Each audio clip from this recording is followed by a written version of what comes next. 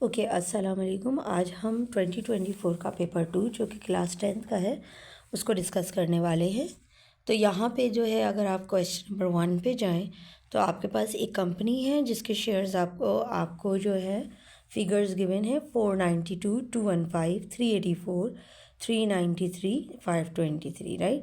All these are the values. और आपको यहाँ पे 3 कॉलम्स को फिल करना है। सबसे पहले क्लास बाउंड्री को, उसके बाद फ्रीक्वेंसी को, और उसके बाद क्यूमुलेटिव फ्रीक्वेंसी को।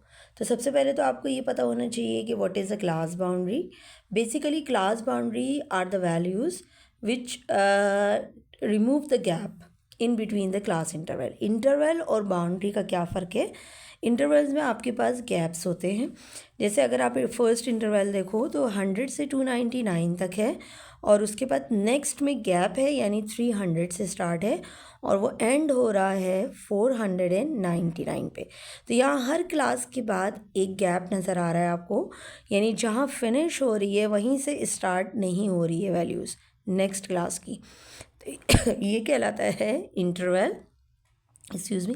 अच्छा, उसके बाद आ जाती है बाउंड्रीज़। बाउंड्रीज़ बेसिकली क्या है? बाउंड्रीज़ में आपके पास गैप नहीं होते, यानी जहाँ पे आपकी क्लास स्टार्ट या फिनिश हो रही है वहीं से दूसरी क्लास स्टार्ट होगी। सही है। तो जैसे अगर मैं यहाँ क्लास इंटरवल की जगह बाउंड्री की बात करती तो वो ऐसे लिखी हुई होती कि 100, 299, और फिर नेक्स्ट वाली वैल्यू स्टार्ट होती 299 से ही और एंड होती 499 पे। सही है। बट यहाँ इंटरवल दिया हुआ है। अब बाउंड्री को रिमूव करने के लिए हमें क्या करना होता है? बेसिकली हमारे पास ये सारी वैल्यूज़ है। फर्स्ट वाला कॉलम 100, 300, 500, ये कहलाता है लोअर क्लास इंटरवल। और जो आपके पास रेड से मैं शो कर रही हूँ, आपके पास नेक्स्ट वाला कॉलम है 299, ये कहलाता है अपर क्लास इंटरवल। अब हम कर क्या रहे हैं? हमें इसकी गैप्स को ख़त्म करना है। तो लोअर में से 0.5 को मैं यहाँ लिख देती हूँ, हम सब्ट्रैक्ट कराते हैं, और अपर में हम 0.5 को ऐड कराते हैं। सही। तो अगर मैं 100 में से 0.5 को सब्ट्रैक्ट कराऊं तो बेसिकली ये बन जाएगा 99.5, और अगर अपर में ऐड कराऊं तो ये हो जाएगा 299.5। अब अगर नेक्स्ट वाली पे देखो तो 300 है, माइनस कराओगे तो ये हो जाएगा 299.5, और अपर हो जाएगा 499.5। अब यहाँ मैं आपको ये पूरा कॉलम फिल फॉर्म में दिखा रही हूँ,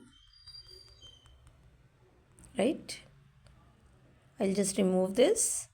अच्छा, तो ये कॉलम आप देख रहे हो, लोअर में 299 आ रहा है, फिर 299 पे सॉरी अपर में 299.5 आ रहा है, फिर नेक्स्ट वाले का लोअर है 299.5, यानी यहाँ गैप्स आप देखो इन चीज़ों के नहीं हैं। तो ये कहलाती हैं क्लास बाउंड्रीज। सही। अब नेक्स्ट आ रहा है आपके पास फ्रीक्वेंसी का कॉलम। फ्रीक्वेंसी निकालने के लिए हमें क्या करना है? हमें हर क्लास में जाके टैलीज लगाना है। कुछ स्टूडेंट इसके टैली लगाते हैं, कुछ डायरेक्टली भी फिगर आउट कर लेते हैं। जैसे मैं ऊपर वाली जितनी वैल्यूज़ हैं जो आपकी सेकंड लाइन में लिखी हुई हैं 492 से लेके 291 तक, इनमें मैं चेक करूँगी कि कितनी वैल्यूज़ हैं जो 100 से 299 तक आ रही हैं। सही। तो 100 से 299 आप चाहो तो टैली लगाओ, या आप सिंपली क्या करो, यहाँ पे कट करना शुरू करो। जैसे 215 आ सकता है फर्स्ट वाले में, 299 से कम है। अच्छा, उसके अलावा आपके पास कितने आ रहे हैं? 156 आ सकता है। उसके अलावा आपके पास 291 आ सकता है। तो 3 वैल्यूज़ हैं जो फ्रीक्वेंसी के फर्स्ट कॉलम में इस क्लास में आ रही है। सही है। इसके बाद हम ब्लू ले लेते हैं, उससे करते हैं। अब हमें देखना है how many values are in between 300 and 499, यहाँ पे कितनी है? तो 300 से लेके 499, एक ये है, राइट, फर्स्ट है। 300 से लेके 499 ये वाली है, ये है, और ये है इंक्लूडेड, और ये है। तो काउंट कर लो, 1 2 3 4 5 6। सही है। तो ये सारी वैल्यूज़ इस तरीके से आप कैलकुलेट करोगे। हम कंप्लीट कॉलम देख लेते हैं कि 1 बाय 1 यहाँ क्या वैल्यूज़ आ रही हैं, तो आपके पास फर्स्ट की 3 आ रही है, देन 6 आ रही है। अब इस तरह अगर डिफरेंट कलर से मैं कट कर रही हूँ तो आप चाहो तो टैलीज लगा सकते हो इसके, कि हर एक की टैली लगाना शुरू करो और बंडल बना लो, राइट। इसी तरीके से आप सबको ऐड करोगे। अब लास्ट वाला कॉलम आपका टोटल का है, तो ये जो सिंबल समेशन एफ लिखा हुआ है ये बेसिकली टोटल है फ्रीक्वेंसी का, यानी 3 + 6 + 2 + 3 + 1 is 15।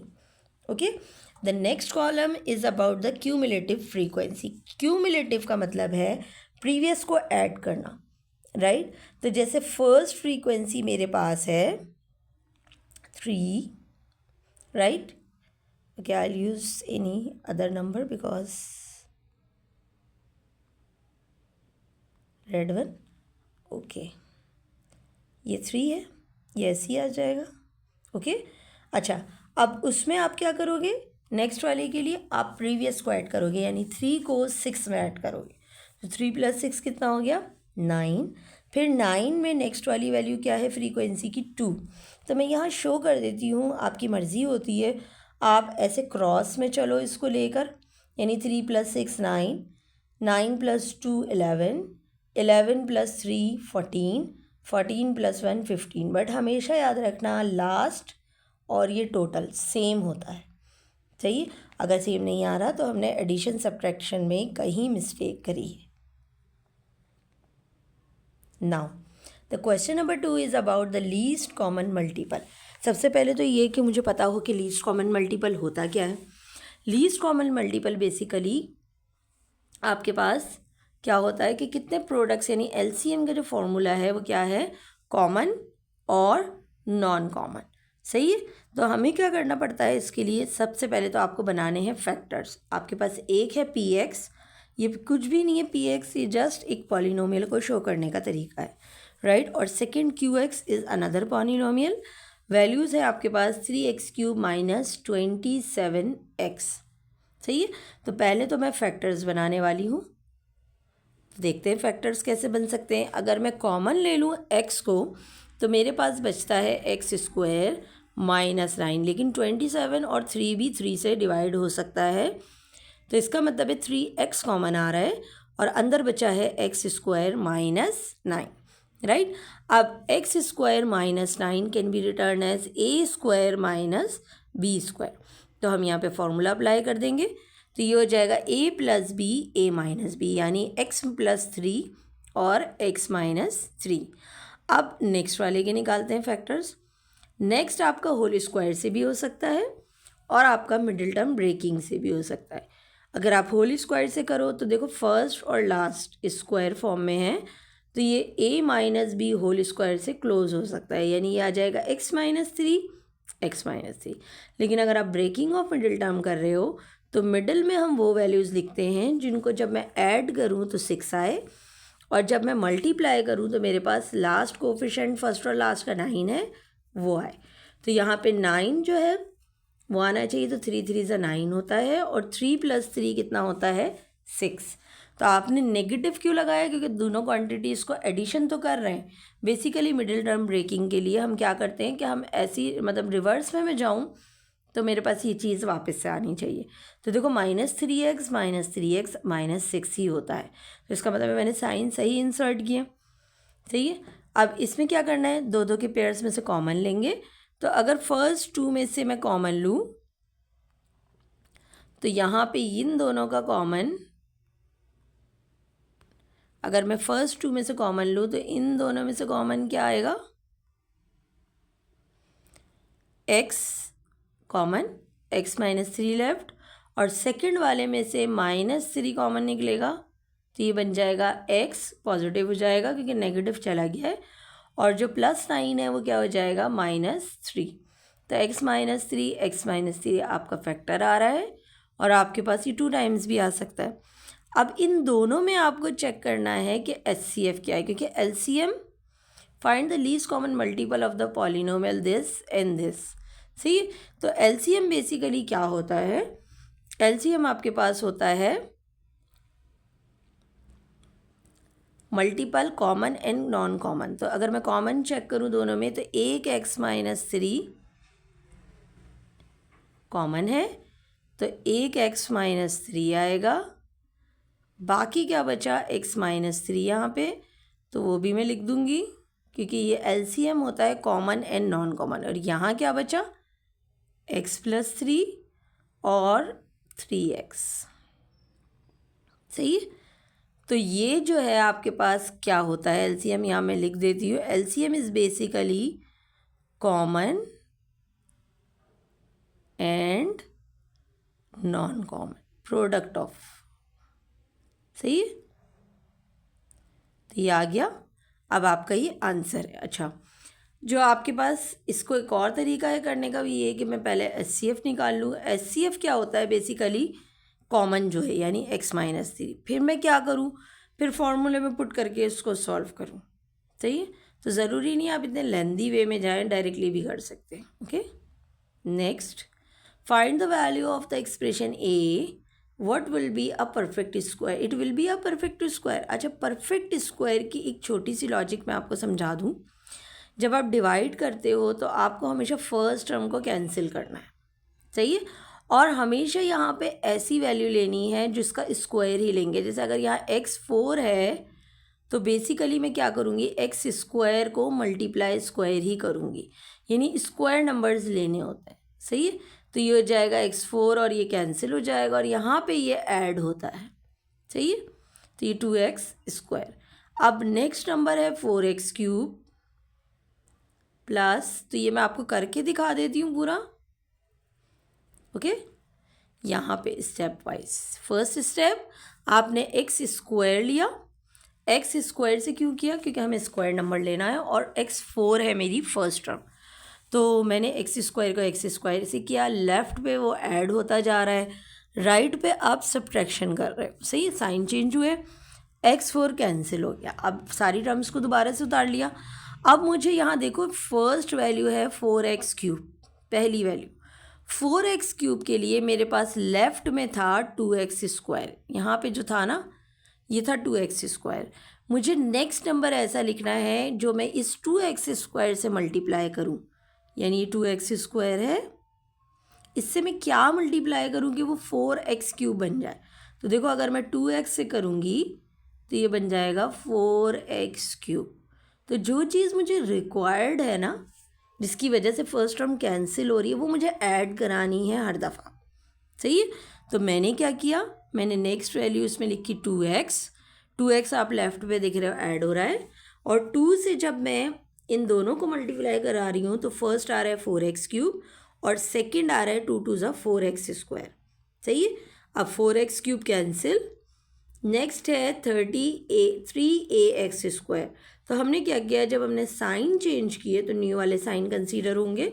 So 3a minus 4 coefficients थे तो हमने ब्रैकेट में लिख लिया, बट अगर आप चाहो तो ऐसे भी लिख सकते हो डायरेक्ट। सही है, अब नेक्स्ट मुझे ये फर्स्ट टर्म तो मैं कैंसिल करा नहीं सकती, बट 16x के लिए कुछ कर सकते हैं, राइट। ये जो मिड में आ रहा है, तो 16 के लिए जो मेरी नेक्स्ट वैल्यू थी वो थी मेरी, पहले ये मेरे पास लेफ्ट पे लिखा हुआ है 2x स्क्वायर प्लस 4x। अब 16 लाने के लिए मुझे किससे मल्टीप्लाई कराना है, इसको 4 से। सही, तो अगर मैं 4 से कराऊंगी ना तो ये 16 आ जाएगा, ये 16x हो जाएगा और यहाँ पे ये हो जाएगा 4 2 8x स्क्वायर। सही, तो यही चीज़ मैंने यहाँ पे लिख ली, 8x square 16x plus 16, plus minus कराओगे। अब फर्स्ट वाले के जो कोफिशिएंट्स थे उनमें 3a माइनस 4 था और नेगेटिव का 8, क्योंकि न्यू वाले साइन कंसीडर कर रहे हो तो नेगेटिव का 8 भी ऐड हो गया है उसमें। सही है, तो सारे कोफिशिएंट्स को एक ब्रैकेट में लिख लिया। अब इसी तरह x वाली टर्म 16x तो कैंसिल हो गई, तो लास्ट में क्या बचा, 4a माइनस 16। अब यहाँ पे a निकालने के लिए आपकी चॉइस है, क्योंकि रिमाइंडर 0 होता है स्क्वायर रूट में, तो मेरा आंसर 0 आना चाहिए। तो मेरी चॉइस है मैं 4a माइनस 16 को 0 लूँ या 3a माइनस 12x स्क्वायर को 0 लूँ। दोनों सूरतों में आपके पास आंसर सेम आने वाला है। ओके, मैं ये सब एक्स्ट्रा वर्क रिमूव कर देती हूँ। ओके, सही, ओके। तो हम कंपेयर कर सकते हैं, किसी से भी करोगे आंसर आपका सेम आएगा, a is equal to 4। Okay, आपने सिंपल 3a माइनस 12 को कंपेयर किया 0 से, 12 लेफ्ट साइड पे गया, 3 डिवाइड हो जाएगा, तो a आ रहा है 4। अगर आप नेक्स्ट वाला लेते हो, this is called the comparison of the coefficient, यानी हम कोफिशेंट्स को सिंपल जो है वो कंसीडर कर लेते हैं क्योंकि आंसर हमारा 0 आना है। सही है। नेक्स्ट क्या है, find the value of x for 5 root x upon 2 minus 7 root x upon 3 is equal to 7 upon 3। अब यहाँ पे आपको सबसे पहले तो एलसीएम का काम करना है। सही है। और जितने लोगों को सर्ड्स का कॉन्सेप्ट याद है तो वो बेसिकली हम क्या करते थे, हम कोफिशिएंट्स को ऐड करते थे, राइट। तो पहले तो हम एलसीएम ले लेते हैं। एलसीएम कैसे लेना है, 3 2 ज़ा 6, दोनों ही सेपरेट है। अब ये क्रॉस में हो जाता है, बेसिकली होता तो नहीं है बट वी कंसीडर दैट कि जब डिफरेंट होते हैं डिनोमिनेटर तो हम क्रॉस करते हैं। सही है। वैसे ही होता है कि आपको दोनों के साथ 6 चाहिए, तो आप फर्स्ट वाले को 6 बनाने के लिए 3 से करोगे तो ऊपर भी 3 से होगा, और सेकंड वाले को 6 बनाने के लिए 2 से करोगे तो ऊपर भी 2 से होगा, राइट। तो 3 5 ज़ा 15 रूट एक्स और माइनस 7 2 ज़ा 14 root x is equal to 7 upon 3। Okay, अब यहाँ पे 15 और 14 कोफिशिएंट्स सब्ट्रैक्ट हो रहे हैं क्योंकि ये सर्ड्स हैं, तो रूट तो ऐसे ही रहेगा रूट एक्स। 15 माइनस 14 इज़ 1, 1 हम लिखते नहीं है लेकिन लिख लो, divided with 6 equal to 7 upon 3। Now cross multiply, so 3 root x is equal to 7 and 6। पहले या ऐसा करो, इसको पहले कैंसिल करा लेते हैं। ओके, 6 को वहाँ भेज देते हैं ताकि एक्स एम्प्टी हो जाए और अलोन हो जाए और ये सिंपल हो जाए। तो 3 2 ज़ा 6, 2 7 ज़ा 14, और रूट हटाने के लिए हम इसकी करेंगे स्क्वायरिंग। तो ये प्रॉपर वे में मैं अभी आपको दिखा रही हूँ क्योंकि ये मैंने सिर्फ समझाने के लिए किया था। प्रॉपर रिटर्न फॉर्म में अब कैसे है देख लेते हैं। सही, वही चीज़ है जो मैंने अभी लिखी थी कि उन्होंने 6 लाने के लिए डिनोमिनेटर में 3 और 2 को किया और उसके बाद कोफिशिएंट्स को ऐड कर लिया, तो आपके पास रूट आ गया। अब 6 सेकंड साइड पे गया, 3 से कैंसिल हुआ तो 14। रूट हटाने के लिए आपको स्क्वायरिंग बोथ साइड करनी है, सो 14 का स्क्वायर होता है 196। Okay, next question. Number line given है, आपको expression inequality root of absolute 2x minus 3 greater than 5 को सॉल्व करना है।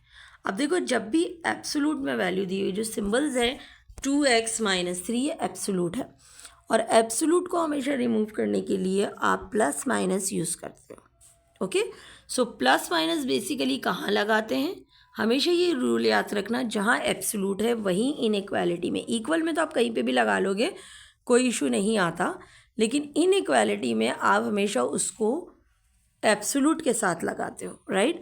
तो सबसे पहले तो आपने प्लस माइनस लगा दिया, अब एक पॉजिटिव होगी एक नेगेटिव, तो पहले हम पॉजिटिव को देख लेते हैं। 2x minus 3 is greater than 5, 2x is greater than 3, उधर जाके पॉजिटिव, 5 प्लस 3 इज़ 8, 2 डिवाइड होगा तो x इज़ ग्रेटर देन 4। अब नेक्स्ट पे आ जाते हैं जिसमें हमें नेगेटिव लेना है। नेगेटिव लेके सबसे पहले देखो यहाँ ब्रैकेट लगाना कैसे हुआ ये ज़रा देख लो। जब आप नेगेटिव लगाओगे ना, जब आप यहाँ नेगेटिव लगाओगे और ब्रैकेट में लिखोगे 2x minus 3 is greater than 5, तो बेसिकली ये नेगेटिव ओपन होके हो जाएगा -2x प्लस 3। सही, तो यही एक्सप्रेशन यहाँ लिखी है। ओके, ये देखें, तो -2x प्लस 3, -2x यहीं रहा, 3 उधर जाके नेगेटिव 2 आ गया। अच्छी ये बात याद रखें, नेगेटिव से मल्टीप्लाई या डिवाइड करने पे साइन इनइक्वालिटी का रिवर्स हो जाता है, यानी अगर ग्रेटर है तो लेस हो जाएगा, लेस है तो ग्रेटर। अब यहाँ x के साथ -2 है जिसको आप सेकंड साइड पे ले जा रहे हो, तो बेसिकली आप -2 से डिवाइड कर रहे हो तो साइन रिवर्स हो जाएगा। तो ये हो गया x इज़ लेस देन -1। अब लेस देन -1 का मतलब मुझे लेफ्ट पे जाना है 1 से, और ग्रेटर देन 4 का मतलब है 4 के राइट पे जाना है, राइट। तो यहाँ पे जो आपकी नंबर लाइन आने वाली है वो कुछ, अच्छा मैं इसको रिमूव कर देती हूँ, अगेन नज़र नहीं आ रहा है, ओके। इसको कंबाइन फॉर्म में लिखेंगे तो एक्स सच दैट एक्स करके इन्होंने पूरा डिटेल में लिखा है। नंबर लाइन देखिए नीचे बनी हुई है नेगेटिव। अच्छा इसमें देख रहे हैं आप सर्किल फिल नहीं है, तो फिल क्यों नहीं है, क्योंकि ये ग्रेटर और लेस था। अगर ग्रेटर देन इक्वल का साइन होता, यानी अगर ये वैल्यू ऐसे लिखी हुई होती, तो फिर हम इस ब्लैंक को फिल करते हैं, सही। और ये इम्पॉर्टेंट है, इसको देख के ही इस नंबर लाइन के नंबर मिलते हैं, okay. Next, use the algebraic method to find the values of x y. अब देखो यहाँ ना क्या कन्फ्यूजन हुई कि अलजेब्रिक मेथड कोई भी हो सकता है। Even I use the class 8 concept, यानी अगर आप सब्सटीट्यूशन लगा रहे हो, एलिमिनेशन लगा रहे हो, ग्राफ कर रहे हो, मतलब किसी भी तरीके से अलजेब्रिक मेथड यूज़ करना है तो सब्सटीट्यूशन एलिमिनेशन कुछ भी लगा सकते हो। मैट्रिसेस में भी यूज़ हो सकता है। तो अब यहाँ सिंपल तो ये कि मैं सब्सटीट्यूशन या एलिमिनेशन लगा दूँ। अगर मैं एलिमिनेशन लगाती तो मुझे किसी एक के कोफिशिएंट को सेम करना था, और अगर मैं सब्सटीट्यूशन लगाती हूँ तो मुझे पता है कि मुझे किसी एक वेरिएबल को एक इक्वेशन में, यहाँ दो इक्वेशंस है ना, x plus 2i is equal to 8 और 2x plus 2i is equal to 16, तो इन दोनों में से किसी एक से कोई एक variable in terms of second निकालना होता। तो मैं फर्स्ट वाली इक्वेशन से ही निकाल लेती हूँ। क्या करूँगी, x को साइड पे ही रखा और लेफ़्ट क्या सेकंड लेफ़्ट साइड पे, राइट साइड पे क्या भेजा 2i, तो वो हो गया 8 माइनस 2i। अब ये जो x की वैल्यू आई है इक्वेशन नंबर 1 से या फर्स्ट वाली से, इसको ले जाके इसी इक्वेशन में पुट नहीं करना वरना ज़ीरो हो जाएगा। इसको ले जाके आप पुट कर रहे हो सेकंड वाली इक्वेशन में, तो जहाँ x लिखा है वहाँ आ जाएगा 8 माइनस 2i। तो हमने सेकंड इक्वेशन उठाई और उसके अंदर x की जगह पे यानी 2x था तो x की जगह पे 8 माइनस 2i लिख दिया। अब 2 8 ज़ा 16, 2 2 ज़ा 4 plus 2i, y plus minus होगा, साइन बढ़े के आते हैं, 4 माइनस 2 गिव्स यू 2, 4 के साथ नेगेटिव था तो माइनस 2 हो गया। अब 16 लेफ़्ट पे जाएगा तो 16 माइनस 16 ज़ीरो हो जाएगा। 2i है, ऑब्वियसली माइनस 2 डिवाइड होगा ज़ीरो से तो वो 2y ज़ीरो ही हो जाएगा, तो y की वैल्यू आ गई 0। अब ये ले जाके आपने जो पहली इक्वेशन निकाली थी ना x is equal to 8 minus 2i, उसमें पुट करना है।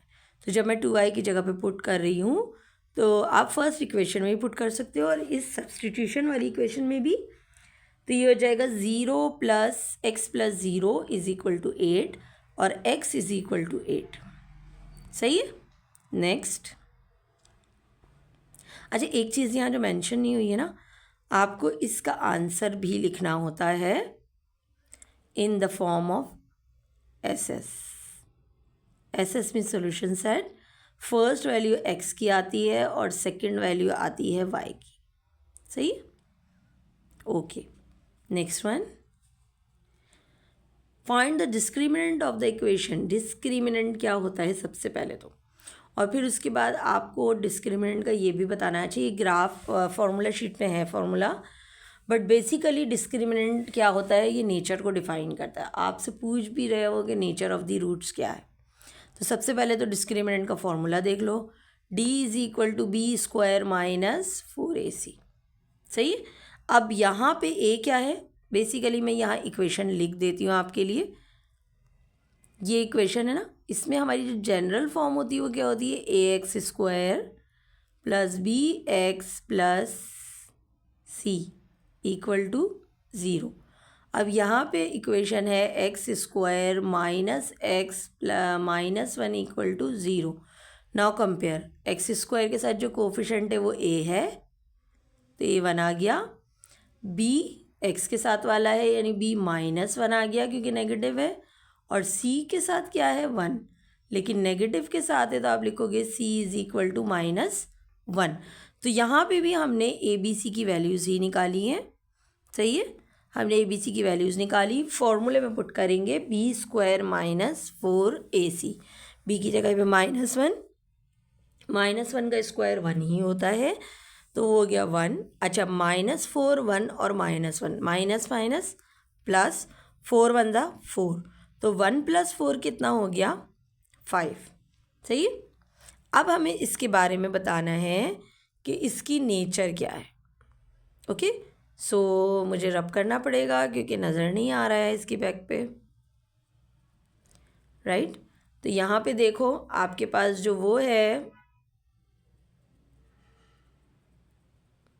अगर आपको नोट करना हो तो स्टॉप करके भी कर सकते हो। ओके, अब इस पे क्या लिखा, discriminant is greater than 0, positive आ रहा है, and it is not a perfect square. अगर ये परफेक्ट स्क्वायर होता तो इसकी नेचर डिफरेंट होती, रैशनल आती, लेकिन ये परफेक्ट स्क्वायर नहीं है क्योंकि 5 इज़ नॉट 9।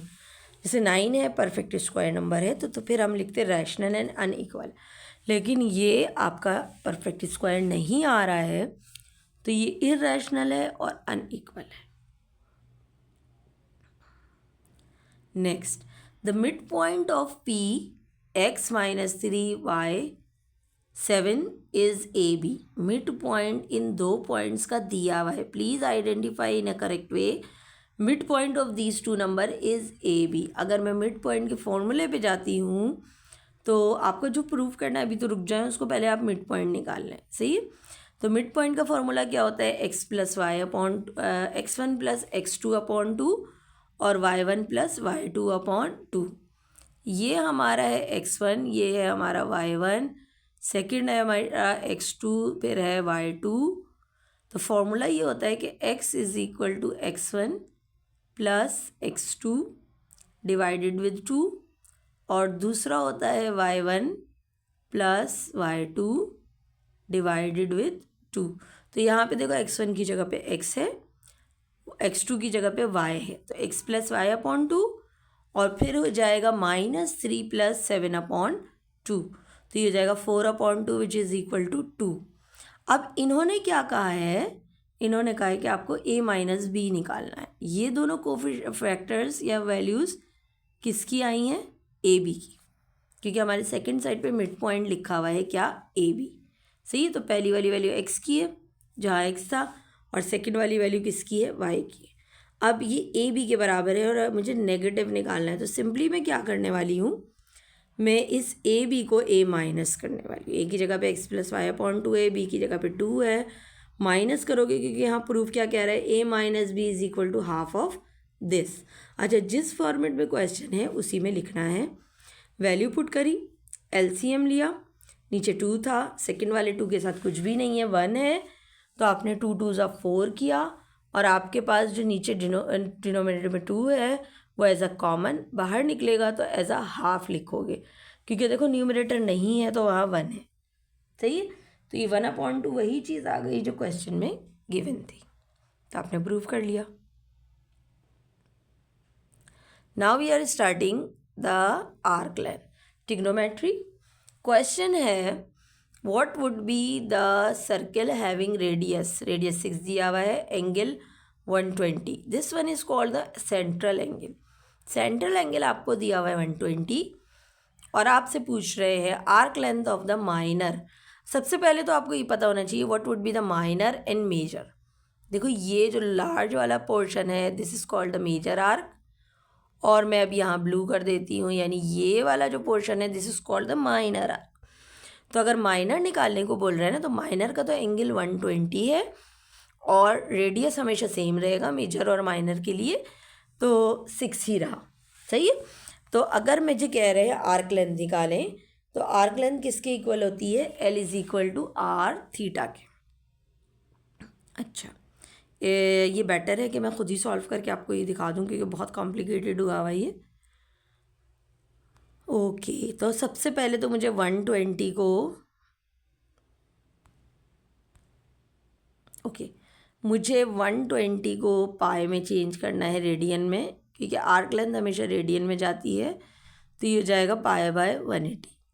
अब 180 को जब 120 से कैंसिल करोगे तो 0 0 कैंसिल, 6 2 ज़ा 12, 6 3 ज़ा 18, तो यह आ रहा है आपका 2π/3। अच्छा, पाई हमेशा यहाँ पुट करोगे 3.142, रेडियन आ गया।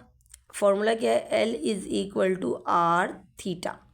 आर है मेरा 6, ये है मेरा 2π/3, 3 से कैंसिल करूँगी तो आंसर आ रहा है 4π। सही।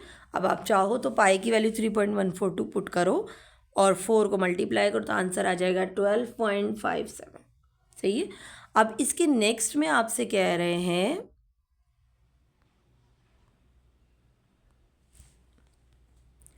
What would be the arc length of the major arc, area of the minor sector. अच्छा, एरिया निकालने को कह रहा है। एरिया का फॉर्मूला क्या है, half r square theta.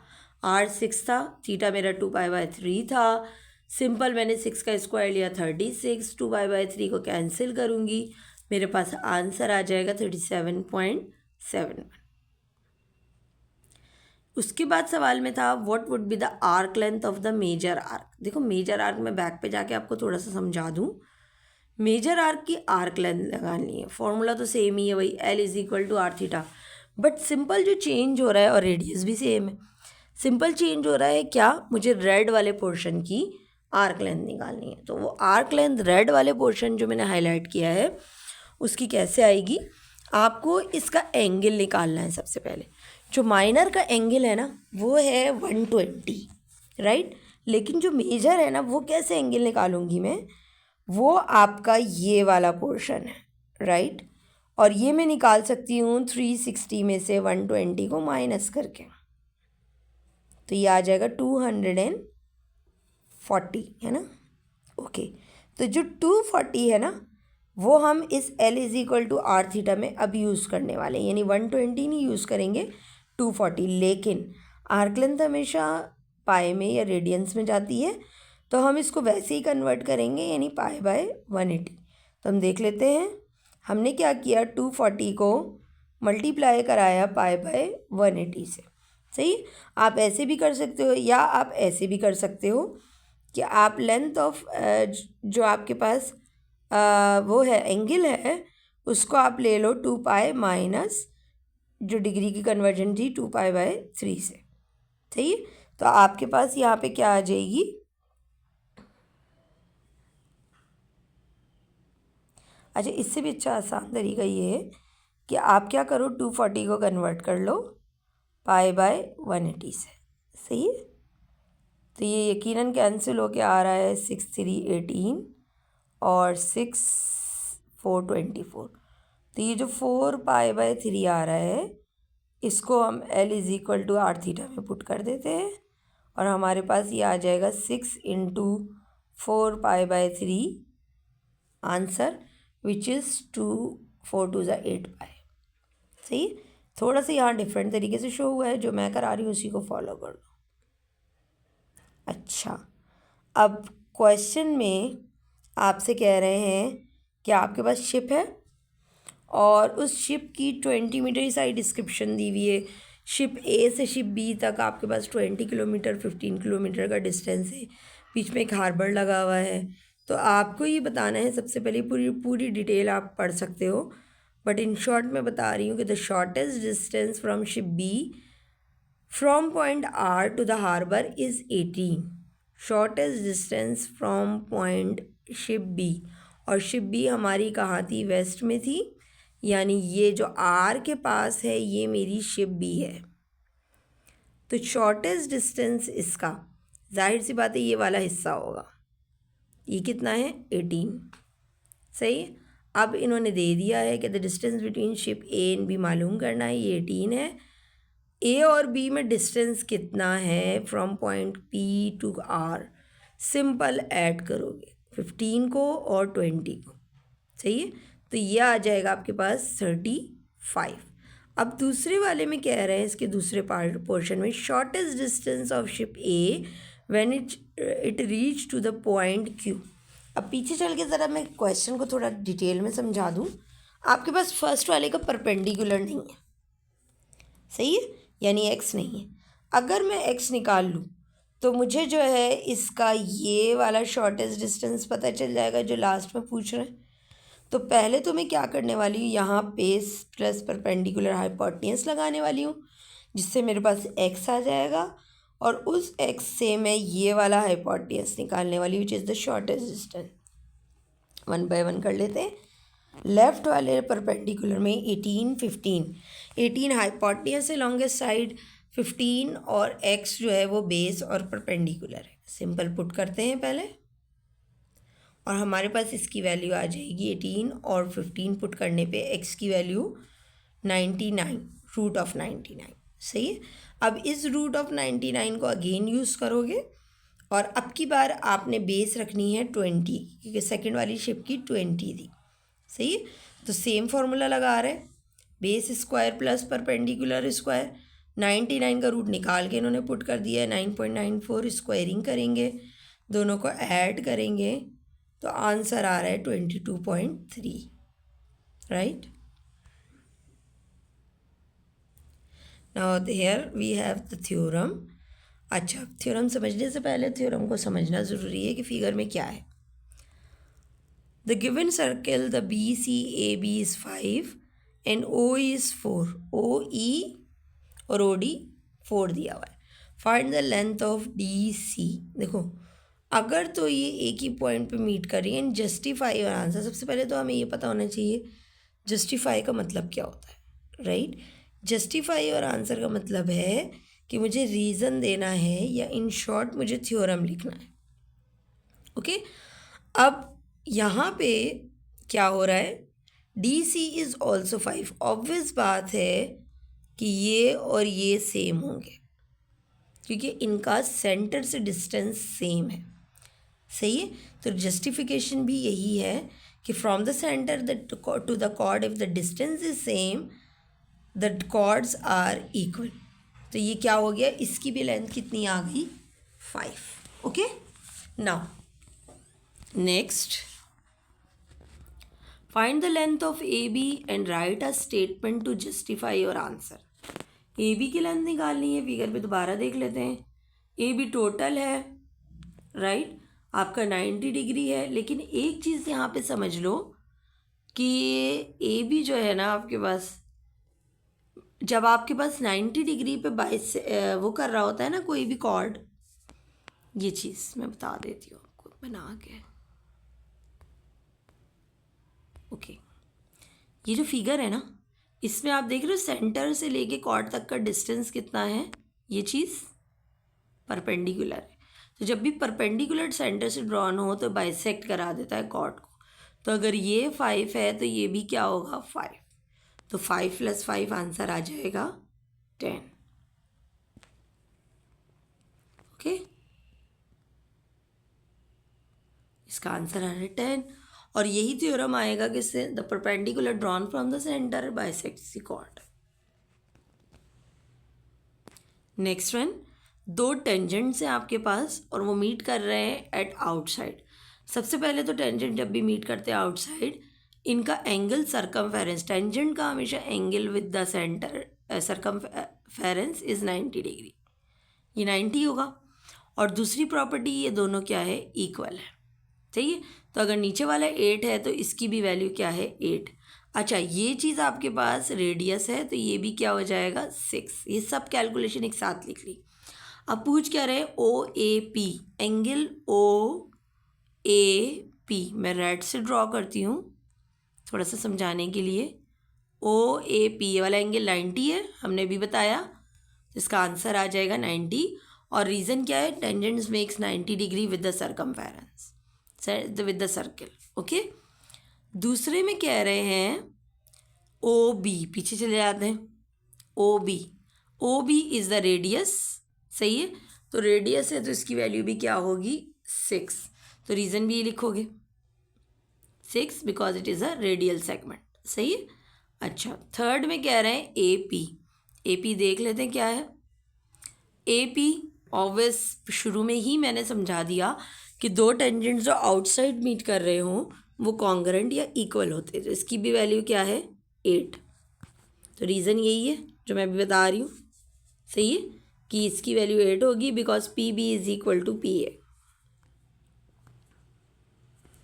Draw an inscribe square, सबसे आखिरी क्वेश्चन है। इंस्क्राइब्ड स्क्वायर, हमेशा याद रखना इंस्क्राइब्ड का मतलब है जो वर्ड इंस्क्राइब के साथ आ रहा है वो इनसाइड होता है सर्किल के या स्क्वायर के। अगर लिखा इंस्क्राइब स्क्वायर तो सर्किल अंदर है, फिगर बाहर है, स्क्वायर बाहर है। अगर लिखा इंस्क्राइब स्क्वायर, सही है, तो स्क्वायर अंदर है, सर्किल बाहर है। यानी इंस्क्राइब सर्किल लिखा है तो सर्किल अंदर है, इंस्क्राइब स्क्वायर लिखा है तो स्क्वायर अंदर है, राइट। तो सबसे पहले तो आप एक सर्किल ड्रॉ करोगे, उन्होंने ड्रॉ करके दिया था एक फिगर। अब आपने क्या करना है, आपने बेसिकली इसके डायमीटर को, मैं एक्सप्लेन कर देती हूँ फिर तो आप ही बनाने वाले हो। ये है इसका डायमीटर, ओके, इसको मैं इधर ले आती हूँ, ओके, ये है इसका डायमीटर, राइट। अब सबसे पहले स्ट्रेट डायमीटर बनाओगे।